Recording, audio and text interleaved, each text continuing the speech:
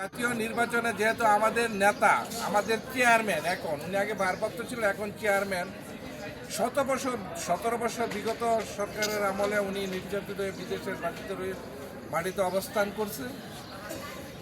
ওখান থেকে উনি মেসেজ দিছে, সেই কম বেশি মেসেজ আমরা অনুসরণ করে আমরা নির্যাতিত, কারাভোগ করেছি, অত্যাচার করেছি। এখন উনি এসে যে হাল, দলের যে হাল নাকি উনি ধরেছে এবং যে শক্ত হাতে দলকে দমন করার জন্য এবং যতটুকু ভুল ত্রুটি আছে সেগুলি শুধরানোর জন্য ইতিমধ্যে উনি যে ব্যস্ত এবং যে নিবেদিত প্রাণ উনি যা দেখাচ্ছে তাতে প্রমাণ হয়ে যায় মরহুম জিয়াউর রহমান এবং আপসীর নেত্রী খালেদা জিয়ার উত্তরাধিকারী সন্তান।